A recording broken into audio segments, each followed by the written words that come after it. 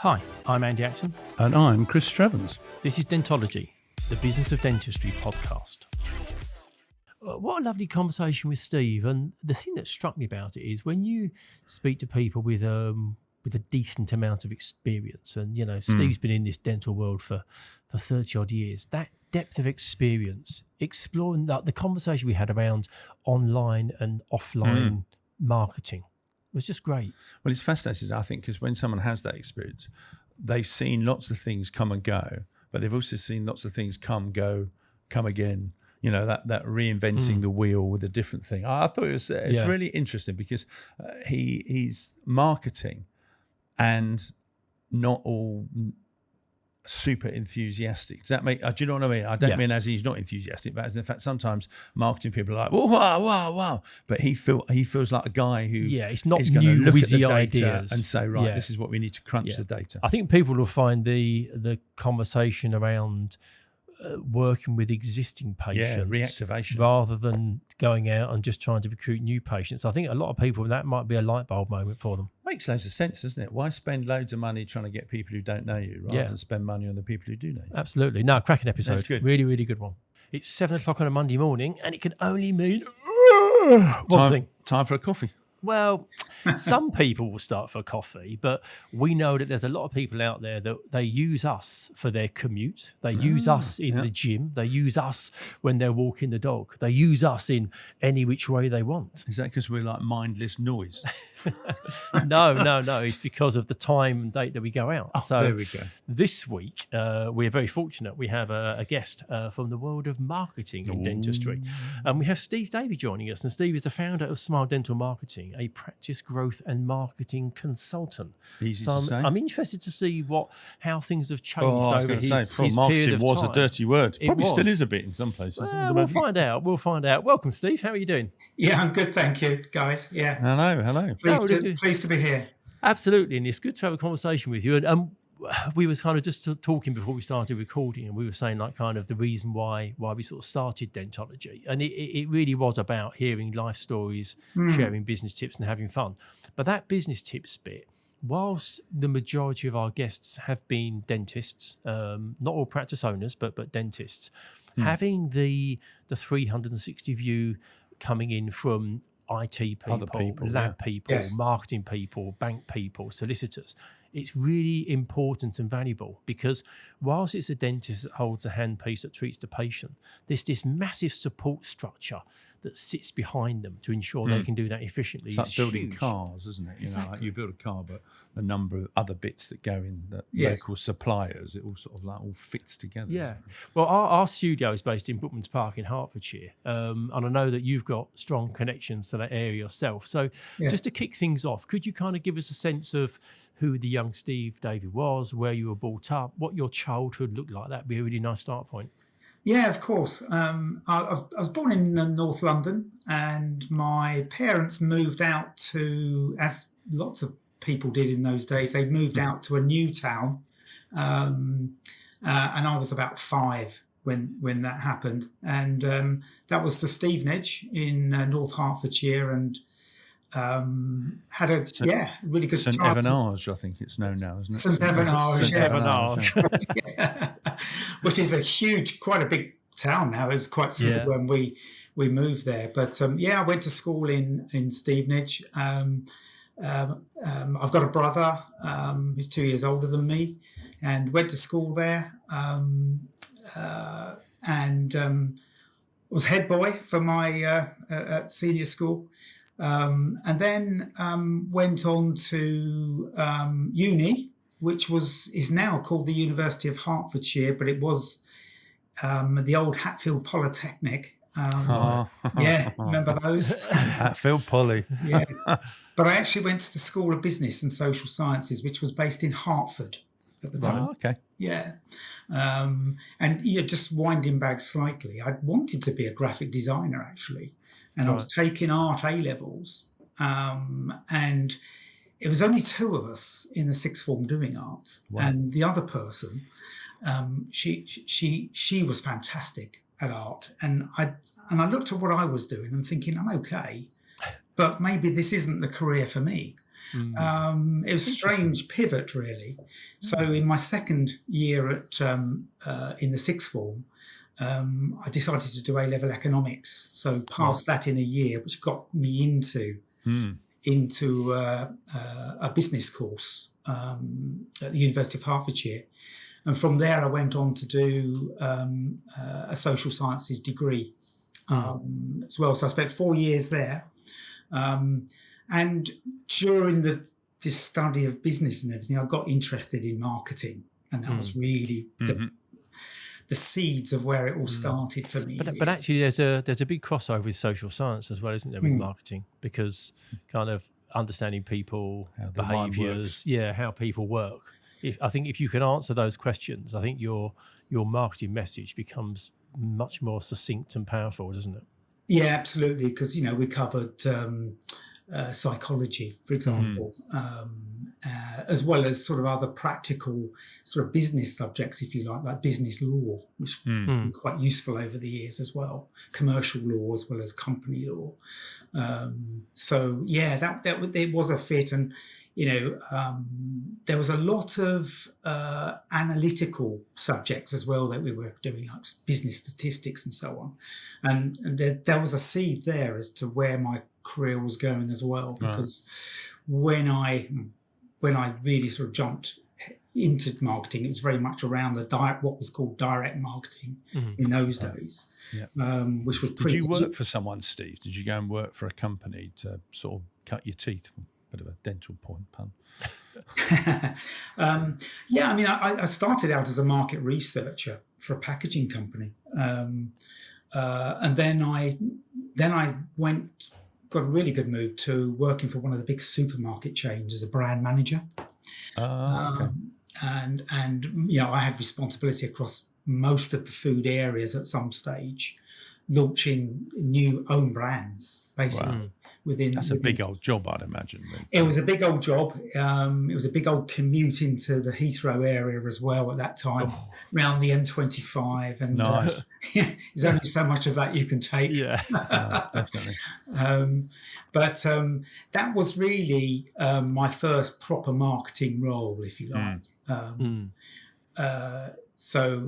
then after a spot of travelling, I went backpacking for 15 months, came back from that, and then I got a role as a marketing manager for. Do you remember the big sort of book club companies like World Books and Literary Guild? Yeah. I was working as a marketing manager within that business, and a big sort of. Income responsibility of over £2 million, big marketing budget, sort of worked my way up there. I was there for about three and a half years, commuting into London from Hertfordshire into Oxford Street, basically. And then the big turn in my life, I suppose, was I was headhunted by, do you remember Reader's Digest? Oh, yeah. We're all showing our age, aren't we? Those little books you used to get every month. Are they still going, or have they sort of? They are still going, and one of the most successful direct marketing businesses, probably in history, really. Yeah. I have a feel we could be moving on to Encyclopedia Britannica at some point as well. I'm not going quite that far. But, basically, they had a book club division down in Devon, right? And that's what took me down here. And I said to my girlfriend at the time, now wife, that do you fancy a move to the West Country? So we headed down. And that was 30 odd years ago. That was 30 odd years ago. So clearly you like the West Country lifestyle because you're still down there. Still down here. And, it's changed over the years. It's much, it's better. The connections are better. It's only 3 hours on the train into Paddington. So it's a lot simpler than it probably was then. But yeah, I like the West Country lifestyle. But from a business point of view, particularly these days, you can be anywhere, can't you? It's got way easier. You haven't really picked up an accent though, Steve. I must admit, don't sound very West Country. No. There's a few, Those North London genes are in you, my boy. a few phrases here and there maybe, but not the accent. Yeah. So for somebody who spent 30 odd years in marketing, what's the thing that you've worked out that most people haven't? What's your standout thing over those 30 years that still rings true today, that was one of the things you saw quite early on in your career? I think the process of just understanding who the target audience are first and foremost. I mean, I used to have a phrase, audience, offer, creative. So, if you haven't got the audience right when you're targeting, forget the proposition and the creative treatment for it, whether that's, video, whether it's great copywriting, whether it's design, whatever it is, it's that's still rings true today. It flows through everything you do. You've got to look and with dental practice, look at who their ideal patients are. Who do they really want in the practice? Because you don't want everybody. You have a focus. So, getting that right and then thinking, what makes us stand out as a business. So, there's always that proposition, if you like. And then it's how you execute that creatively and with great copywriting, with video, etc. And in your experience, do practices take the time to work out what their perfect patient looks like so they can craft messaging to filter not just in, but out people as well, so they get the right people coming to them? Or is there still a general view out there of we just need patients and then we'll just treat them? There's often still that view. We just want to fill our surgeries. Yeah. We're looking for patients. I have lots of conversations, as you can imagine, over the years with practice owners and asking them the question, who do you see as your ideal patients? And often the answer coming back is, we want everybody. Well, it really depends on what treatments you're offering. It depends on the local demographic. There's a whole host of reasons why you may actually say, these are our ideal patients. That's not to say you won't take other patients. It's just to say, from a marketing point of view and from a patient journey point of view, this is who we're focusing on. This is what our brand is all about. Because you'll see, there's some very differing dental brands out there.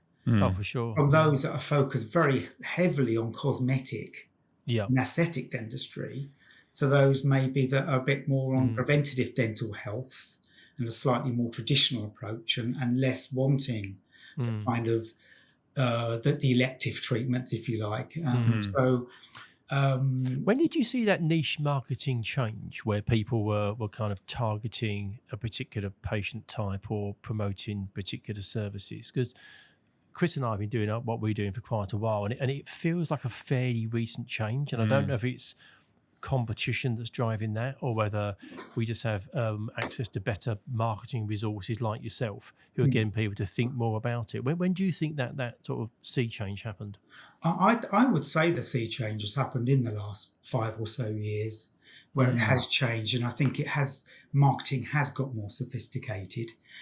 It's obviously much easier to measure most of the marketing channels that are being used, because like a lot of digital channels, and it's measurement in real time. So that's helped that change. Of course, digital's been around for a long time, but it's got even more sophisticated. And with social media, the advent of social media, or the explosion of that, because that's been around for quite some time, but the explosion of that over the last few years has meant that kind of dynamic has changed as well.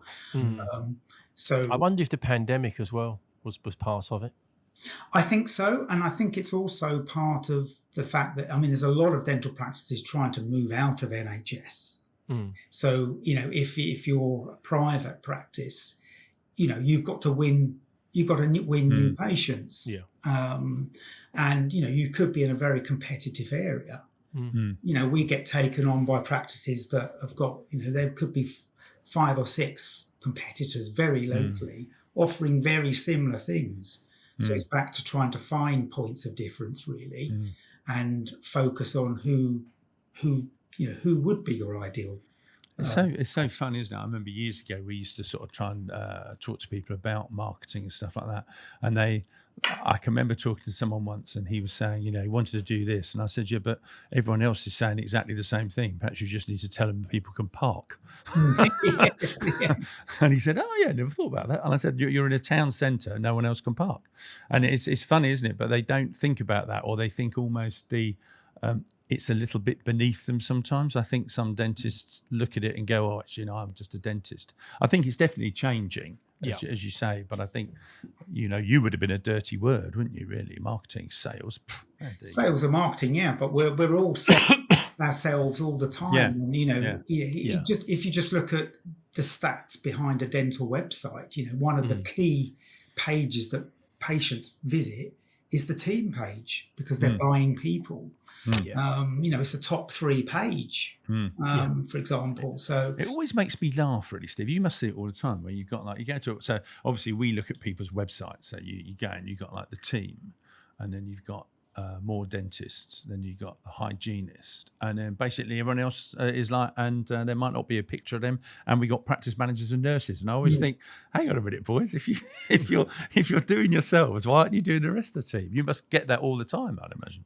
Definitely, and those frontline staff are really, so important, critical for the business, and it always surprises me when you see such a churn of those positions quite often as well. But they're often the people who provide the consistency and the glue for patients, because when you visit a practice, I know that some now are moving towards digital reception where you can check yourself in, but still the overwhelming majority have a person sitting on the front desk. And having the familiarity of that face appointment after appointment is quite comforting, because many patients, when they wake up, it's not a great day. They're going to the dentist. They might be suffering a bit of anxiety, or they might be thinking, is it going to hurt, or it's going to cost me money? Whatever the issue is going to be, there's going to be something in there. So when they walk in, the fact they see, John or Deborah or whoever it happens to be as a friendly face on reception is a big, you can de-stress the situation. Yeah, it definitely makes a difference. I mean, I've walked into hundreds of practices, as you guys have, and the variation in warmth you get from the team is quite marked, really. And as you say, if you are a nervous patient, and actually I'm quite a nervous patient, they make a difference to the good old patient journey, don't they? Absolutely. It's quite interesting, actually, isn't it? When we sell a practice, and if it's not going so well, it's quite often that the dentist who's come in has changed the team. Not just the different dentists, but the old guy might be, but they've changed front desk or whatever. And it's amazing the impact. And you say, well, we did say to you, just hold on for a bit. Yes, That's fascinating. How did you find yourself in the dental niche? I know you worked within healthcare for a bit. Was that your segue? Was that your segue in? Well, what happened is in 1999, I joined a national marketing agency called Bray Leno, which they've now got divisions all over the country. But basically, they were located in North Devon. Right. So I joined that company as the direct marketing manager, head of direct marketing, and started working on healthcare brands. So I was working on GSK, Bausch & Lomb, which is eye care, Smith & Nephew, which is wound care. And in the early noughties, worked on a couple of dental clients as well. And then in 2005, I left that business and set up my own professional services marketing consultancy. So I was working with lawyers, accountants, surveyors, training companies, and brought 2 or 3 dental clients in. And then what happened is a couple of years later, I don't know why I did it, actually. I just decided to go to one of the national dental shows, which was, I think it was BDIA. Right, yeah. And I went there and I thought, well, this is an interesting niche. There aren't any other dental marketing companies. There aren't any dental marketing companies here. Is this a niche I could, focus on? And that's really where it came about, setting it up in 2009. But it was the enjoyment of working in healthcare. I enjoyed that. and I was working on a few brands and thought, yeah, this is an area that's going to be around for a long time. It's not going anywhere. And obviously private dentistry was sort of, growing and so on. And you could see where NHS dentistry was going, perhaps, that, on the periphery of the NHS. Probably still is, as we know. I suppose back then, 2009, the what still gets referred to as the new NHS contract came in 2006. So it wasn't long since that contract came in. And for many of those practices that perhaps didn't get the contract they wanted or wanted to grow their business, the only way to do that was development of private fees. So possibly through kind of coincidence or supreme planning on your part, you actually arrived in dentistry at a really good time to help people start marketing their practices. There's a nice phrase which is a rising tide lifts all boats. Who was kind to you in the early days of dentistry when you came into the market? Can you remember which companies or which people helped you in those early days? Yeah, I can really. I mean, I just talk to different people in different parts of the industry. Really, I mean, I'm not sure I can point to specific people, but I just, I mentioned the show and I just started networking and talking to other professional services that supplying the industry, right? Dental lawyers and other people that were serving the sector, just to understand what it was like to work with dental practices and the different types of owners, really, whether they were entrepreneurial looking to build a group or whether they were husband and wife team, or whether they were working for one of the big corporates. I did some work for one of the corporates on a regional basis, in the early, about 2011, I think it was. That was interesting. One of the big groups, shall we say, and just understanding that dynamic as well of how the team operated, how the dentists were employed and the different challenges there and what kind of businesses they were, because clearly that was a growing area as well, sort of corporate dentistry. So it was just really, moving into the sector, just absorbing as much as you can and learning as much as you can. So much so that, I've had practice owners saying to me, were you once a dentist? Because you kind of immerse yourself in the area and they think, oh, actually, And that's, you say key words, don't you? Then you sort of understand it because you understand what they are. And they go, oh, exactly, wow, someone actually knows what I'm talking about. I do wonder at times, us non-clinicians on the business side of dentistry, I do wonder if we went to a party, how long we could get away with pretending to be a dentist, just for fun, not actually doing anything, but how long you could blag it before people realise. And I bet it's probably only a clinician that would actually spot it. I bet a lot of people would just assume that perhaps we are dentists. Because you're right, when it's like us, our market is dentistry. That's the only market we serve. So you spend a lot of time talking to dentists about so much that you did that jargon becomes second nature. I'm intrigued to get your view as well, Steve, on online v offline marketing. So within our business, we do quite a lot of online marketing. We've got very active socials. Our website's constantly updated. We do webinars. We do lots and lots of digital stuff. We produce lots of video content for ourselves. We do this podcast. But equally, I think sometimes people overlook offline marketing. And I always use the example of opening a letter. If you get a letter delivered to your home today, it's incredibly likely, or almost to the point of being 99% plus, that you will open that letter before you put it in the bin, but it still got opened. What's your view on offline marketing, as in physical marketing, as opposed to digital marketing, and how can dentists kind of make use of both of those? I think it's overlooked a lot, offline marketing, because particularly local community marketing is still, a really cost-effective way of bringing new patients in or big cases in. And you're right, there's been so much focus on email marketing and other digital marketing that it's been ignored. And you're right that the days of junk mail are over. We hardly ever get any post.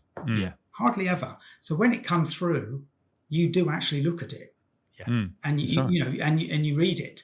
So we normally recommend definitely some local community marketing. We've helped many a practice with some local leafleting, Mm. and the cut through is really good.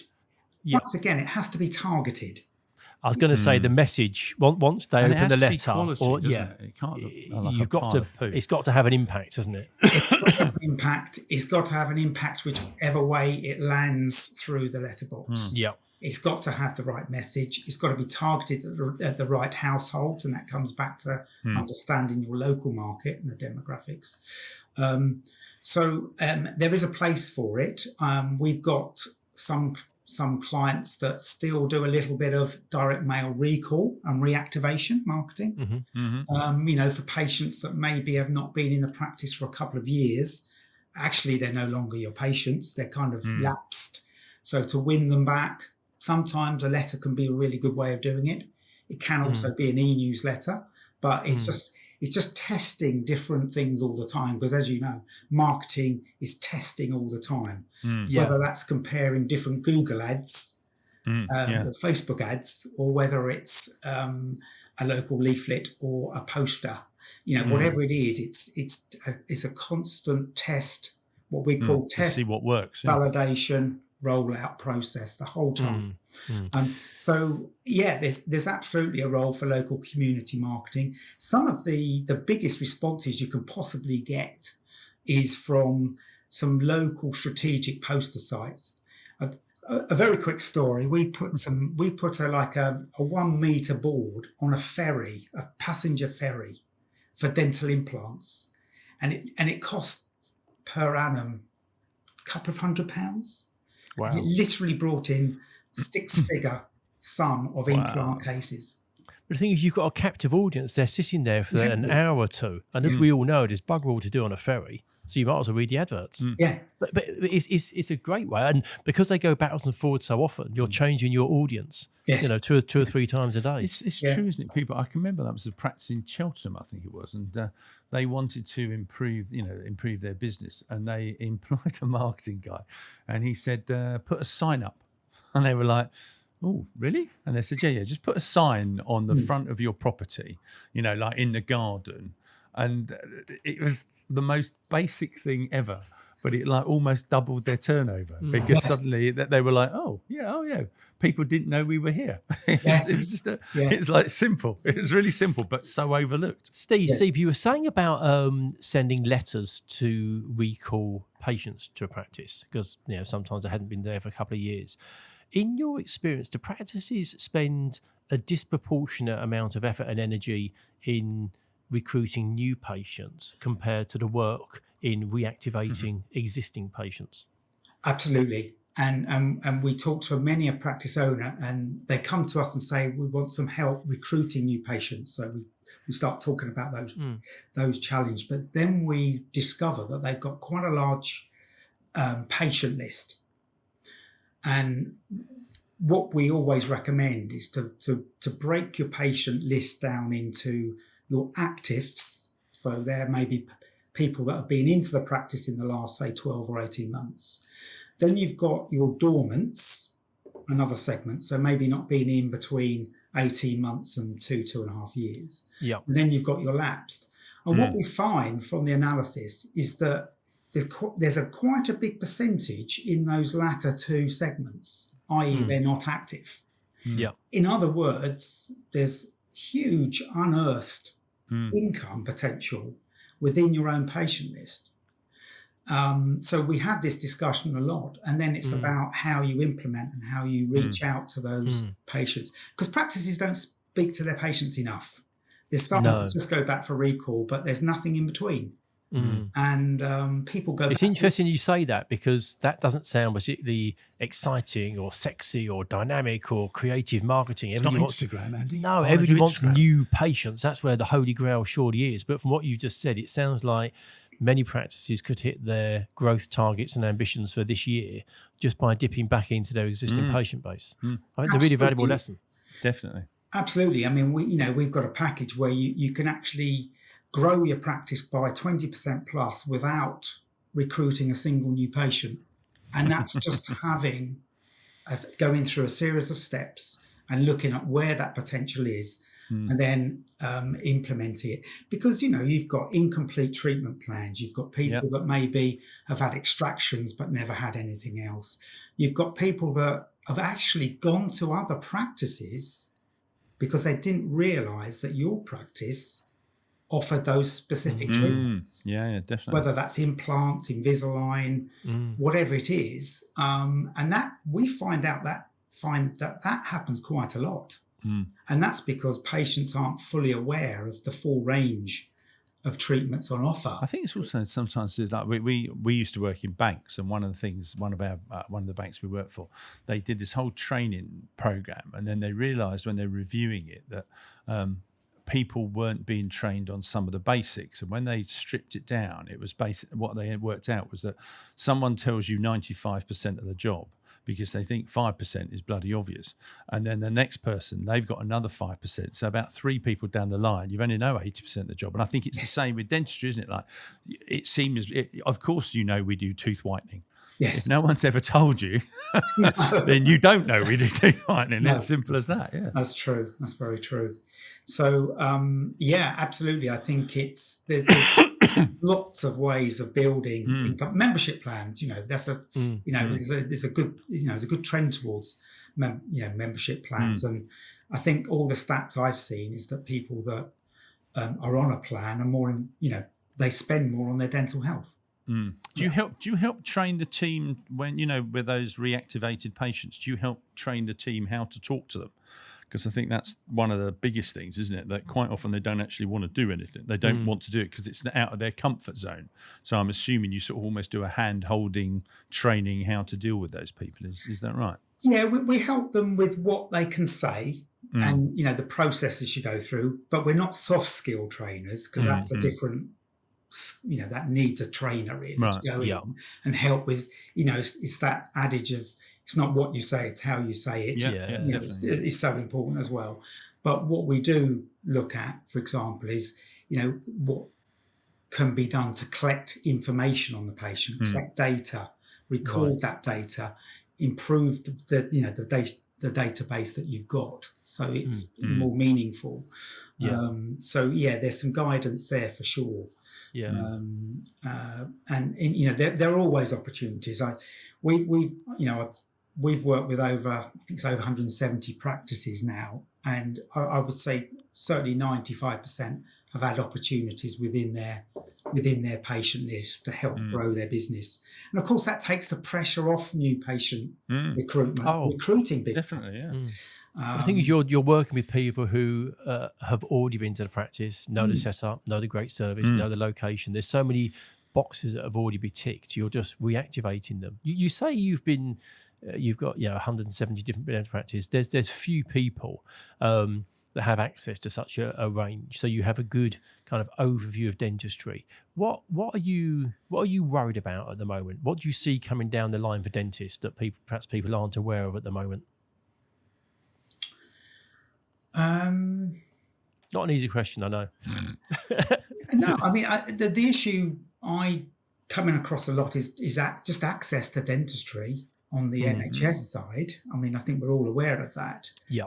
But you're talking there just in terms of just more your overview of what are the common things that you see in practices that if they don't address it, correct it, deal with it, down the line is going to be a problem for those practices. Well, definitely recruitment is a big issue for growth at the moment. It's just finding the clinicians that they need, or support staff as well.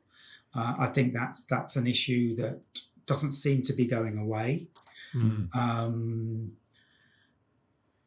I think it's just being flexible as a dental practice as well in how they offer treatments as well. I think, the public are more and more informed as to what they're buying.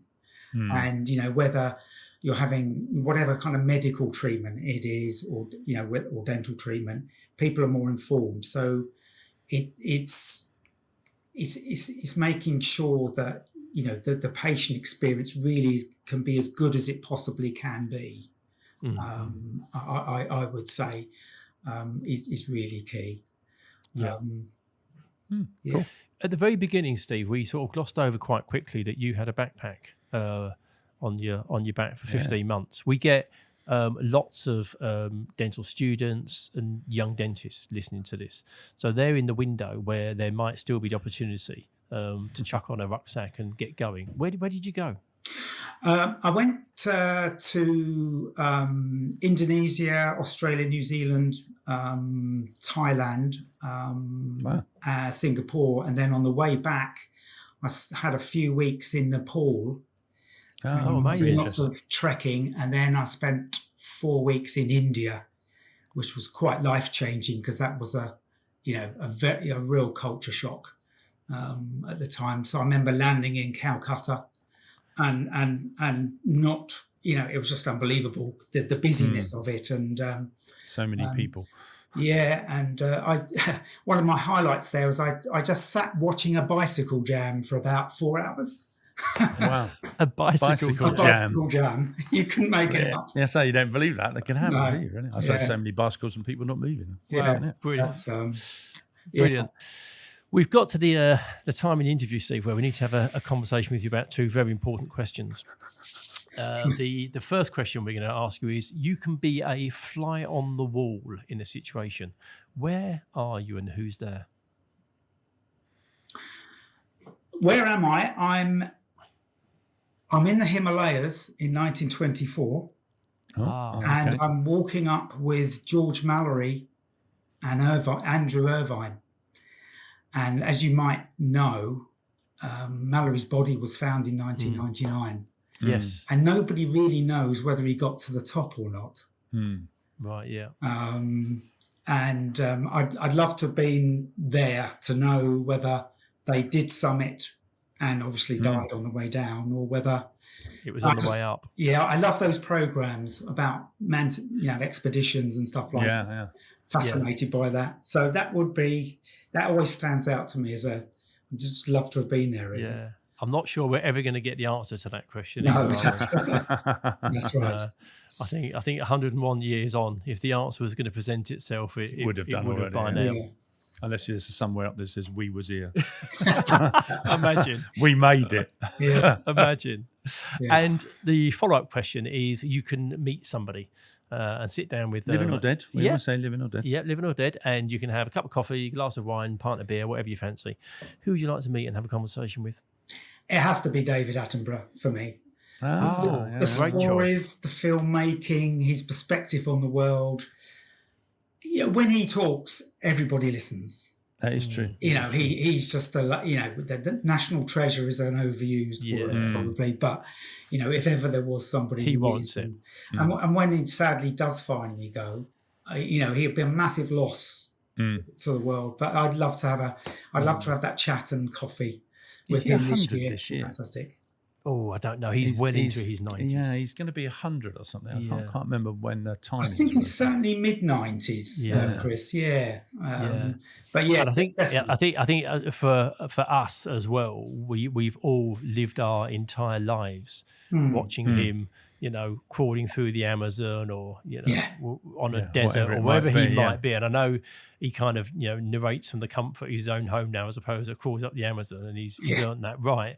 But it will be odd because, like I say, and for him as an individual, he's seen the planet change so extraordinarily during his lifetime as well, just in terms of things like the rainforest. Yeah. Aeroplanes. Yeah. That whole thing, isn't it? How quick the speed of stuff has changed. Yeah. Well done, Steve, because we've got this far into the process of recording, and I don't think we've ever had anybody say David Attenborough. Oh, okay. And it's nice that he's now added to the list because he's a remarkable guy. And we've had some duplications, but it hadn't occurred to me that he hadn't come up until you said his name, and I'm so pleased that he's now in there. That is true. Brilliant. Yeah. Steve, it's been an absolute joy. It's really good. Really interesting. Joy. Yeah, thank you very much. Really, really enjoyable conversation. And there's some dental shows coming up. So we'll see you at a dental show. Next time you're up in our neck of the woods, it'd be lovely to catch up. Yeah, let's do that. Thanks, guys. Cheers, Dave. Keep well. Man. Thank you for listening to this episode of Dentology, where we discuss the business of dentistry. If you like what you heard, please do subscribe where you found this episode. That would be amazing. And also follow us on Instagram.